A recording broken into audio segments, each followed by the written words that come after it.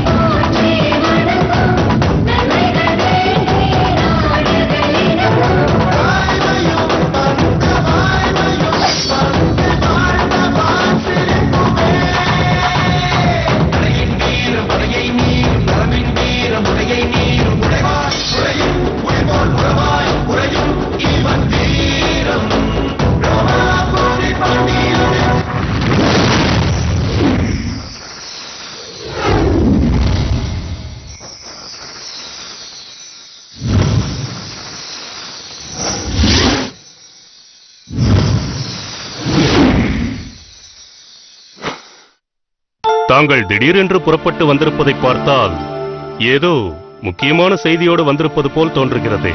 எங்கள் இளவரசர் இளம் வழுதிக்கு தங்கள் மகள் மலர்கொடியை திருமணம் செய்து வைக்க வேண்டும் என்று தீர்மானித்து விட்டார்.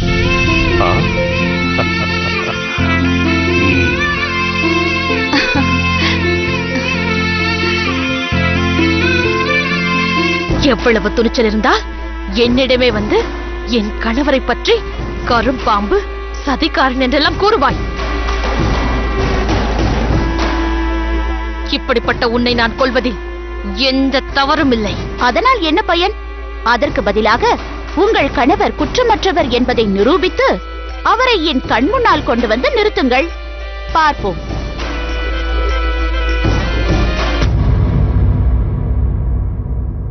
அப்பொழுது உங்களை இந்த நாட்டின் சர்வாதிகாரிணி என்று நான் ஒப்புக்கொள்கிறேன். ஓ, எனக்கே அறைகூவல் விடுகிறாயா? மாமன்னரின் நம்பிக்கையை பெற்றுவிட்டோம் என்ற ஆணவத்தில் பேசுகிறாயா? இந்த சர்வாதிகாரியின் சக்தி என்ன என்பதை விரைவில் நான் உனக்கு நிரூபித்து காட்டுகிறேன்.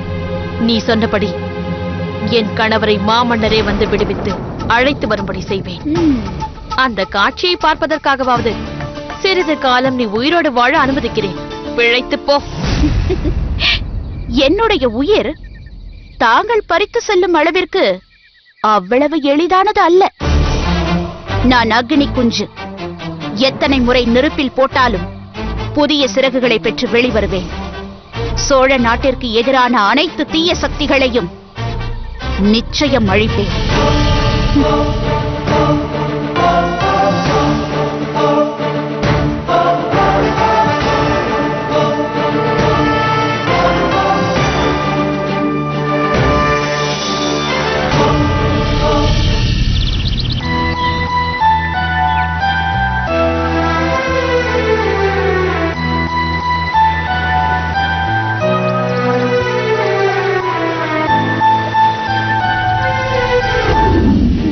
நான் என்ன ராஜகுமாரியா? நினைத்த நேரத்தில் நினைத்த இடத்திற்கு உடனே செல்வதற்கு? நான் சாதாரண பணிப்பெண் தானே.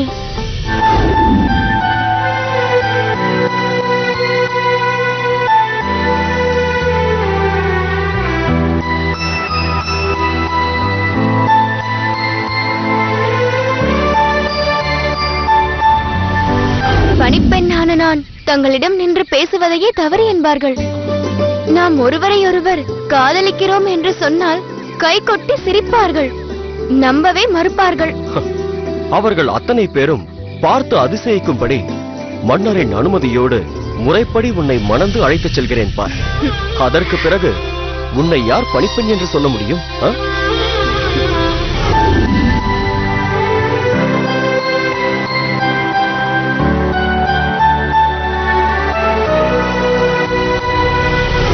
அறிமுகப்படுத்தாமலேயே நீங்களே அறிமுகமாகிவிட்டீர்கள், அப்படித்தானே? ஆமண்ணா.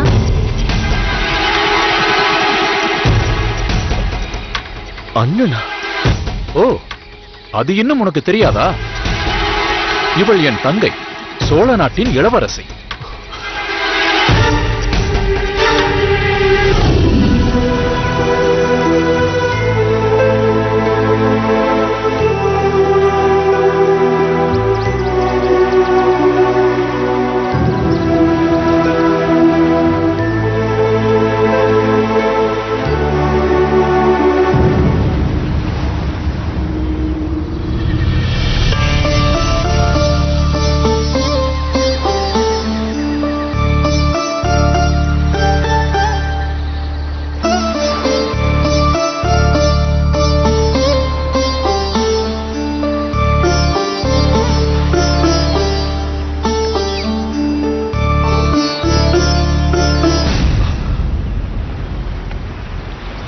வாருங்கள் இளவரசியாரே. தாங்கள் இங்கு வருவீர்கள் என்று நான் சற்றும் எதிர்பார்க்கவில்லை. தாங்கள் இருக்கும் இடத்திற்கு வராமல் நான் வேறெங்கே போக முடியும்? நானோ பாண்டிய நாட்டின் ஒரு சாதாரண படைத்தலைவன். தாங்களோ சோழ சாம்ராஜ்யத்தின் இளவரசி. தாங்கள் என்னை தேடி வருவது உயர்ந்த இடத்தில் இருக்கும் உங்களுக்கு உகந்ததாகாதே? ஏன் இப்படியெல்லாம் பேசுகிறீர்கள்? இப்போது என்ன நடந்து விட்டது? செய்வதெல்லாம் செய்துவிட்டு என்ன நடந்தது என்று கேட்கிறீர்களே. சோழ நாட்டு ராஜகுமாரி வேறு நாட்டு படைத்தலைவனோடு பழகுவதை யாரும் ஏற்றுக்கொள்ள மாட்டார்கள். தயவு செய்து இங்கிருந்து போய்விடுங்கள். அப்படியென்றால் என்னோடு பேச மாட்டீர்களா? பேசி பேசி என்னை ஏமாற்றியதெல்லாம் போதும். இதற்கு மேலும் இதையெல்லாம் என்னால் தாங்கிக் கொள்ள முடியாது. நான் பணிப்பெண் என்று சொல்லிக் கொண்டதை தானே உங்களை ஏமாற்றுவதாக கருதுகிறீர்கள்? அதற்கான காரணத்தை அறிந்தால் இப்படி கோபப்பட மாட்டீர்கள். அப்படி என்ன காரணம்? தங்களை கண்ட முதல் நாளே தாங்களும் என் தமையனும் பலப்புரட்சியில் ஈடுபட்ட நாளாக அமைந்தது. தாங்கள் வெல்வதற்கான வாய்ப்பிருந்தும் அதை விட்டுக் கொடுத்ததும் அதற்கான காரணத்தை விளக்கியதும் என் நெஞ்சை நெகிழச் செய்தது. அன்று உங்கள் மீது ஏற்பட்ட அன்பு படிப்படியாக வளர்ந்து காதலாக மலர்ந்தது. என்னை தாங்கள் கண்ட முதல் நாள் என்னை பணிப்பெண்ணாக கருதும்படி அமைந்தது. அதனால் நெருங்கி பழகிய உங்களிடம் நான் இளவரசி என்பதை கூறிவிட்டால் தங்கள் அன்பை இழக்க நேருமோ என்று அஞ்சினேன். அதை தவறு என்கிறீர்களா? சோழ நாட்டு ராஜகுமாரி பாண்டிய நாட்டு படைத்தலைவனோடு பழகுவது தவறில்லையா? பாண்டிய நாட்டு படைத்தலைவர் சோழ நாட்டு பணிப்பெண்ணை மணந்து கொள்ள தயாராக இருந்தாரே, அது சரி என்றால் இதுவும் சரிதான். பரந்த சாம்ராஜ்யத்தை அரசாளும் மாமன்னர் ஒரு படைத்தலைவனுக்கு தன் மகளை தர சம்மதிப்பாரா? மகளின் கருத்துக்கு மாறாக எதையும் செய்யாத தந்தை இதை மட்டும் மறுத்து விடுவாரா என்ன? இல்லை இல்லை, இது வீண் கனவு, நிறைவேற முடியாத காதல். மீண்டும் மீண்டும் சந்தித்து வானத்தை தொடும் அளவிற்கு ஆசைகளை வளர்த்துக் கொண்டு அது பூமியில் விழ நேர்ந்தால் அதனால் ஏற்படும் காயத்தின் வலியை தாங்கிக் கொள்ள முடியாது. அந்த வடு காலமெல்லாம் நிலைத்து நின்று வேதனைப்படுத்தும். அதைவிட இப்பொழுதே அவரவர் குறிய இடத்தில் அமைதியாக நின்றுவிட்டால் சிறு வலியோடு போய்விடும். ஏன் உங்களுக்கு இவ்வளவு சந்தேகம்? இன்றே என் தாய் தந்தையரிடம் சென்று நம் காதலை பற்றி சொல்லட்டுமா? இதெல்லாம் நடக்கக்கூடிய காரியமா? ஏன் நடக்காது? நம் காதல் உண்மையானதாக இருந்தால் நிச்சயம் நிறைவேறியே தீரும். காதலுக்காக அரச வம்சத்தையே துறந்த சில வரலாறுகளை நாம் படித்ததில்லையா? அப்படிப்பட்ட ஒரு நிலை எனக்கு வந்தால் நானும் அதை ஏற்றுக்கொள்வேன். ஆனால் அதற்கு அவசியமே இல்லாதபடி மாமன்னரும் மகாராணி யாருமே முன்னின்று நம் திருமணத்தை நடத்தும்படி செய்கிறேன் பாருங்கள்.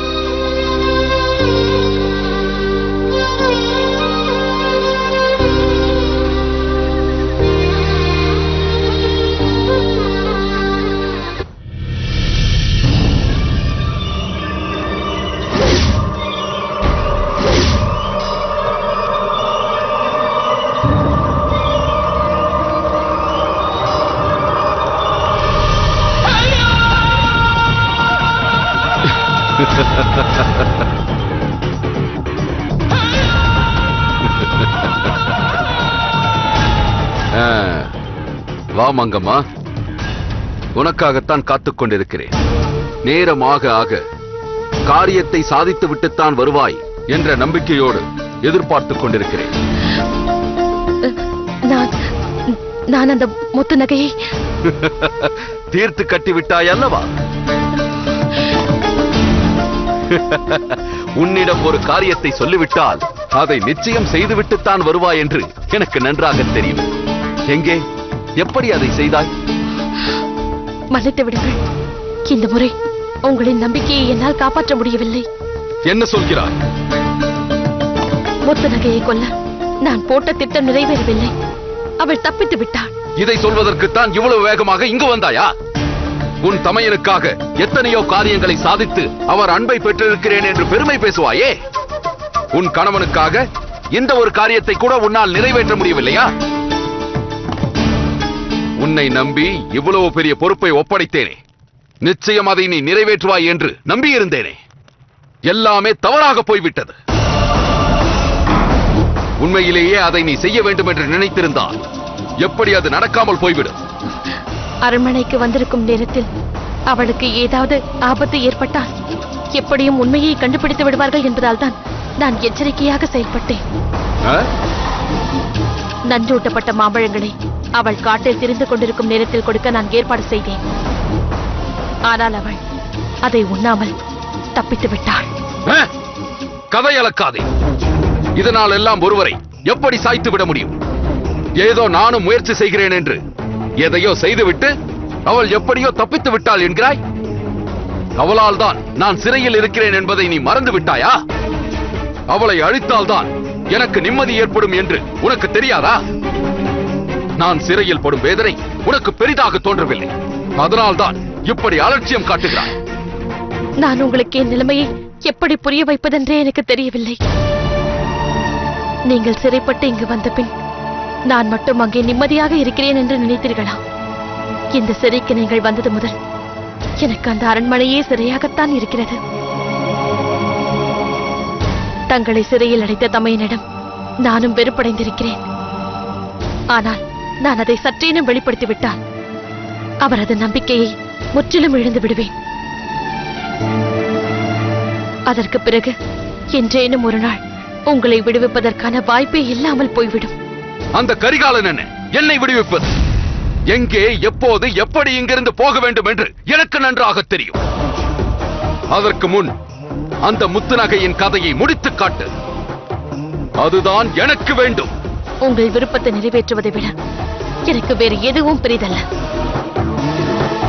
அவள் மீது உங்கள் மனதில் கனன்று கொண்டிருக்கும் வஞ்சம் எனும் தீ எனக்குள்ளும் கொழுந்து விட்டு எரிந்து கொண்டிருக்கிறது என்பது உங்களுக்கு தெரியவில்லையா? அதன் வேகம் எப்படிப்பட்டது என்பதை அவளது சாம்பலை கொண்டு வந்து காட்டி நிரூபிக்கிறேன். நான் வருகிறேன்.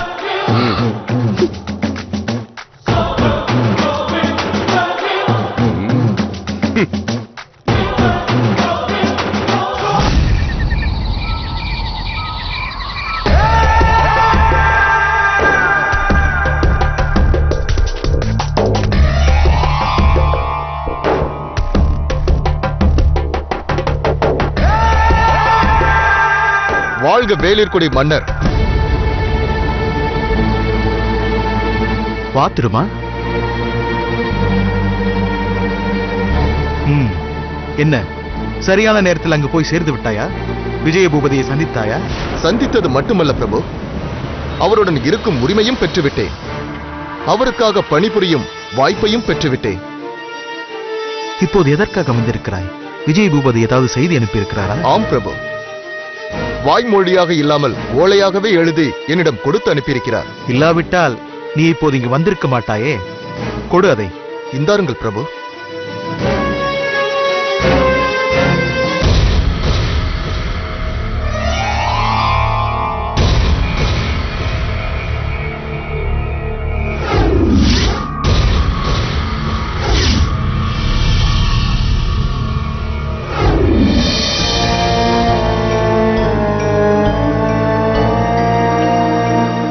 பிரபு, இது பற்றி அங்கு ஒரு விவாதமே நடந்தது. அவரது துணைவியார் செய்த முயற்சி தோல்வியடைந்து விட்டதாம். அதனால் இனி தாங்கள் தான் இதனை செய்ய முடியும் என்று இந்த ஓலையை எழுதி என்னிடம் கொடுத்து அனுப்பினார். அப்படியானால் இதில் எழுதியிருப்பது என்னவென்று உனக்கு தெரியுமா? என்னவென்று சொல் பார்ப்போம். புலவரின் மகள் முத்து நகைதான் அவர் சிறைக்கு செல்ல காரணமாக இருந்தவள். அதனால் அவளை கொன்றுவிட வேண்டும் என்று அவர் துடிக்கிறார். அதற்காக அவரது துணைவியார் ஒரு முயற்சி எடுத்திருக்கிறார். அது தோல்வியடைந்து விட்டதால் இதற்கெல்லாம் நீ தகுதி இல்லை, எனது அருமை நண்பர் இருங்கோவேல் ஒருவரால் தான் அதை சாதிக்க முடியும் என்று அவர் தன் துணைவியாரிடம் சொல்லிக் கொண்டிருந்தார். அதனால் அவர் இப்போது தங்களை நாடி வந்திருப்பது பொருத்தம் தானே பிரபு? எல்லா விஷயங்களும் எல்லா நேரங்களிலும் பொருத்தமானதாக இருந்துவிட முடியாது. அப்படியானால் முத்துநகை விவகாரம்?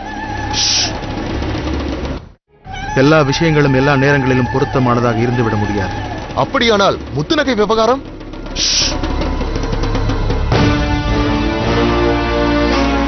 இப்படி சத்தம் போட்டு பேசாதே. இது நமக்குள்ளே இருக்க வேண்டும். செந்தலையாருக்கு கூட தெரியக்கூடாது.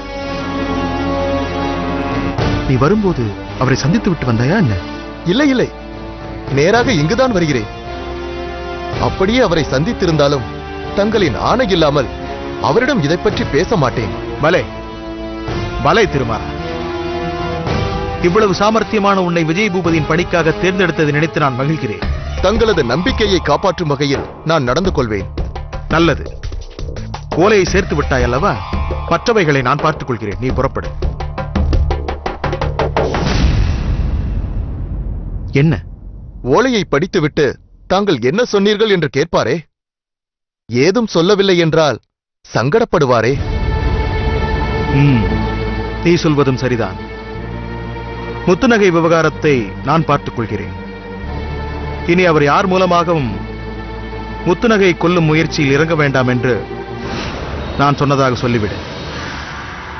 எந்த காரணத்தை கொண்டும் எவரையும் இந்த காட்டுக்குள் அனுப்ப வேண்டாம் என்று நான் வலியுறுத்தி சொன்னதாக சொல்லிவிடு. எது எப்போது நடக்க வேண்டுமோ அது அப்போது நிச்சயம் நடக்கும் என்றும் சொல்லிவிடு. இது போதும் பிரபு, நான் விடை பெறுகிறேன். போய் வா.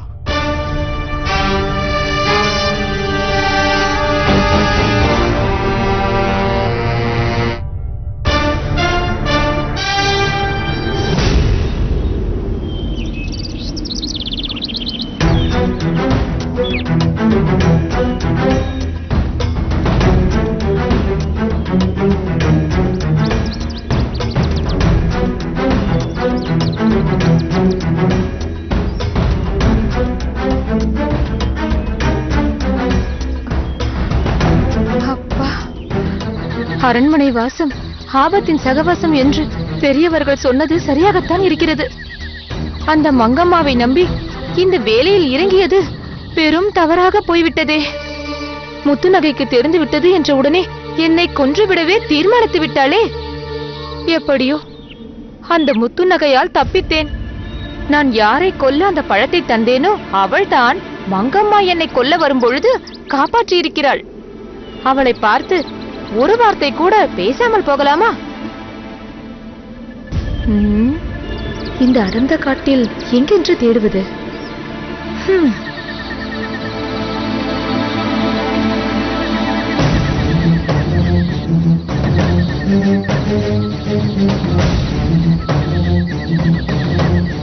பெருமா,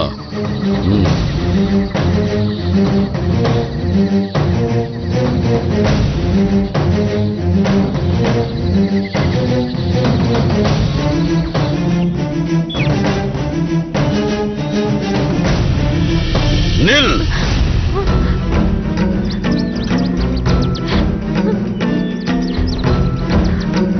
யார் நீ? என்ன விழிக்கிறாய்? இங்கு எதற்காக வந்தாய்? நான் சொல்லி பொறுக்கிறதுக்காக வந்தேன். அதற்கு இவ்வளவு தூரம் வர வேண்டுமா? அங்க எல்லாம் தேடி பார்த்தேன், எங்கேயும் கிடைக்கவே இல்லை. அதனால தான். பெருமா, முதலில் அந்த மூட்டையில் என்ன இருக்கிறது என்று பார்.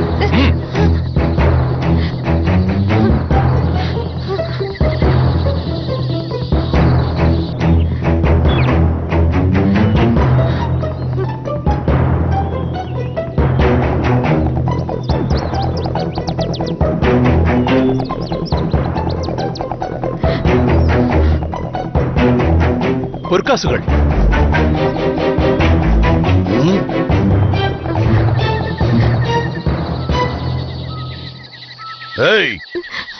உனக்கு இந்த பொற்காசுகள் எப்படி கிடைத்தது? யார் கொடுத்தார்கள்?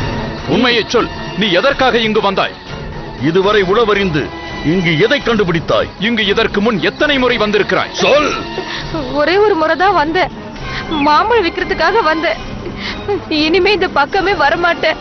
தயவு செஞ்சு என்னை விட்டுடுங்க. எங்களிடம் அகப்பட்ட பின் அவ்வளவு எளிதாக தப்பிவிட முடியுமா? பெருமா, இவளை இந்த மரத்தில் கட்டிவை. வேண்டாம் வேண்டாம். இவளிடம் இப்படியெல்லாம் கேட்டால் பதில் கூற மாட்டாள். விசாரிக்க வேண்டியவர் வந்து விசாரித்தால் உண்மைகள் தானாக வெளிவரும். கட்டு அவளை. வேண்டாம், என்னை விடுங்க. நான் எந்த தப்பும் செய்யல. விடுங்க, என்னை விட்டுடுங்க. கட்டி போடாதீங்க. நான் எங்கேயாவது போயிடுறேன், இங்க வர மாட்டேன். தயவு செஞ்சு என்னை விட்டுடுங்க. நான் என்ன தப்பு செய்யல. பெருமா, இவளை எச்சரிக்கையாக பார்த்துக்கொள். ஆகட்டும். என்னை விட்டுடுங்க.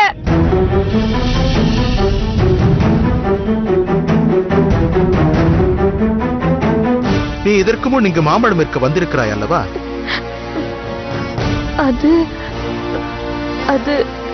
அதில் 2 மாம்பழங்கள் நஞ்சு கலந்த மாம்பழங்கள் அல்லவா? அது எப்படி உங்களுக்கு தெரியும்? தெரிந்ததால் தானே கேட்கிறேன். அந்த நஞ்சூட்டிய மாம்பழங்களை நீ யாருக்காக